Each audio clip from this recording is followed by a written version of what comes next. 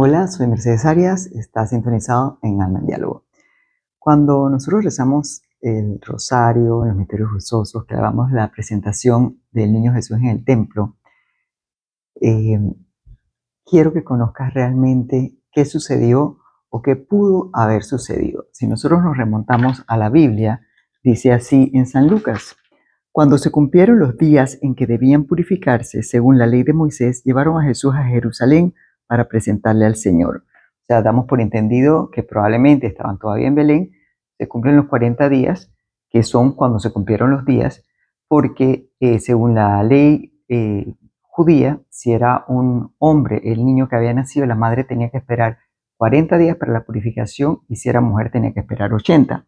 Sigue así, como estaba escrito en la ley del Señor.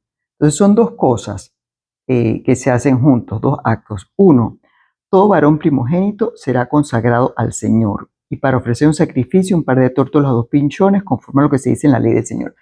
Éxodos nos habla de que el primogénito de cada familia tenía que ser consagrado al Señor. En este caso, Jesús es el primogénito. Si eras el segundo o tercer hermano, no tenías que consagrarlo al Señor. Y aparte, la madre tenía que ser purificada. Entonces, en ese momento, cuando llegan al segundo templo, que es el segundo templo de Salomón, que era el que estaba vigente y funcionando durante los años de Jesús, hablamos de la profecía de Simeón. Simeón se encuentra con ellos, su padre y su madre estaban admirados de lo que se decía de él, y Simeón los bendijo y dijo a María: este está puesto para caída y elevación de muchos en Israel, y como signo de contradicción, y a ti una espada te atravesará el alma. Luego estaba Ana, la profetisa, que ella era hija de Raúl, creo que era Fanuel, su padre, de la tribu de Aser.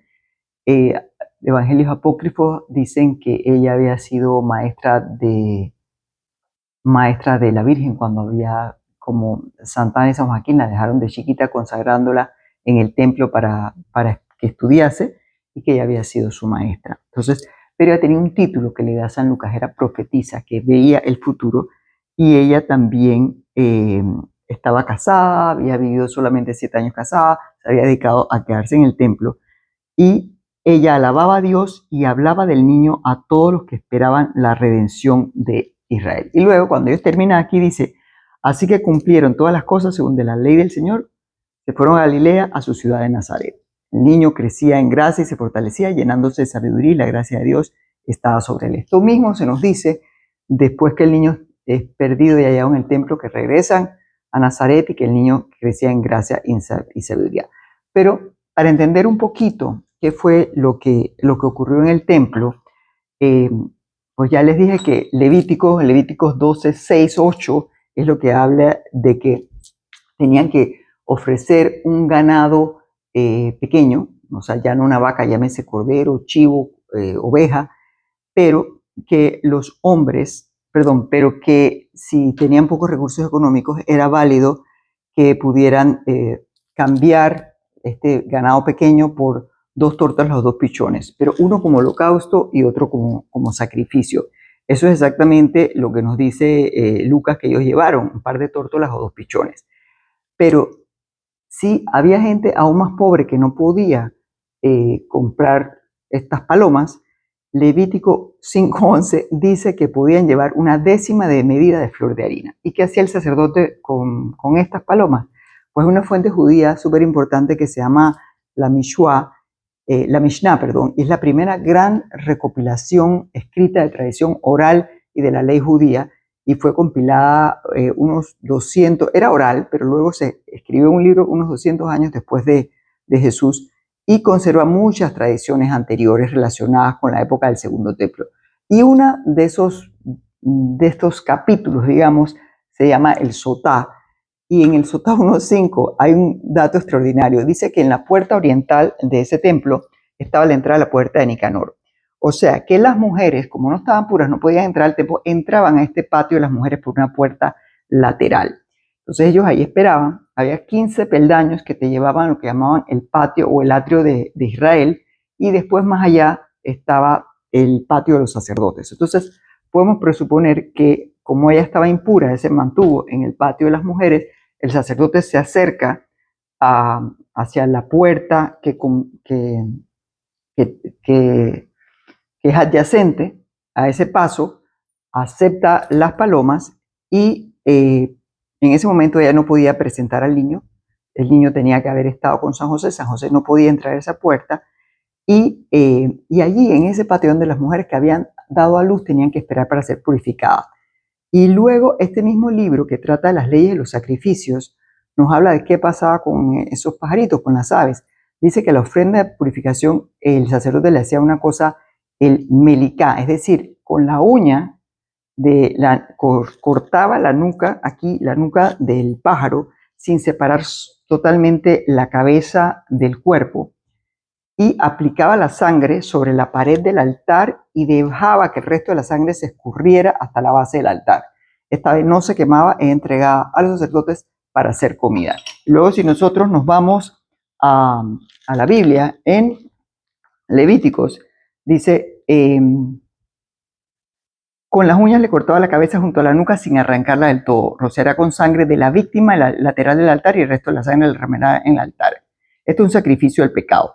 Pero luego había otro sacrificio de la segunda paloma que era para el holocausto. Entonces, ese mismo libro, el Mishnah, dice que el sacerdote en esta segunda ave, sí, con la uña, yo tenía un profesor de música, de guitarra hace muchos años, que tenía las uñas largas. Yo puedo presuponer que quizás los sacerdotes que practicaban el melicá tendrían las uñas muy largas para poder hacer este tipo de cirugía. Y en esta segunda ave sí le separaban la cabeza y aplicaban también la sangre sobre el altar y después la cabeza la ponían como el cuerpo sobre el fuego. Esta vez era completamente consumida por el fuego. ¿Qué hacían con la parte de adentro de las aves? Bueno, él subía por una rampa que había el altar hasta la zona suroeste, dice aquí, cogía la paloma, le cortaba la nuca, como les dije, y a diferencia de la primera, que la tenía separada, dejaba salir la sangre y la aplicaba contra la pared del altar. Tomaba la cabeza, acercaba la zona donde había sido cortada al altar, le ponía sal y la arrojaba al fuego del altar. Después cogía el cuerpo, le sacaba el buche, las plumas que estaban asociadas por aquí se las arrancaba y las entrañas que salían de ahí se las arrancaba y eso sí los echaban sobre las cenizas. Después abría el cuerpo aquí atrás entre las alas, pero normalmente sin partirlo completamente en dos, le ponían sal y ponían ese cuerpo de las palomas sobre el fuego del altar. Entonces, ¿dónde estaba María cuando esto ocurría? Ella probablemente no lo presenciaba y cuando el sacerdote completa el rito, queda la mujer que había dado luz, queda purificada. Probablemente ella le van a notificar, ya estás pura, ya puedes incorporarte al resto. O sea, solamente con prudencia, siguiendo la tradición de lo que se esperaba que hicieran. Entonces podemos imaginar a María llegando hasta esa zona, le entregó las pájaras al sacerdote mientras él hacía su rito sacrificial más adentro. Mientras tanto, se puede presuponer que era José el que llevaba al niño Jesús, porque había otra prescripción de la ley, de la que hablé antes, que es Éxodo 13, 1 a 2, que el primogénito tenía que ser presentado. Y aquí pasa una cosa muy linda. Probablemente después que María estaba purificada, se puede unir con su esposo como familia y con el niño, y ahí es cuando llega Simeón y le dice, en Lucas lo tomó en sus brazos, y a la Virgen le dice pues que la espada le va a atravesar su corazón. De ahí viene la devoción de los dolores, la Virgen de los 7 dolores, cuando vemos el corazón de ella representado, atravesado por 7 espadas, que lo pueden buscar, que son los 7 dolores de la Virgen. Después está Ana, la profetisa como los hablé, y dijo que él había llegado este niño para la redención de Israel.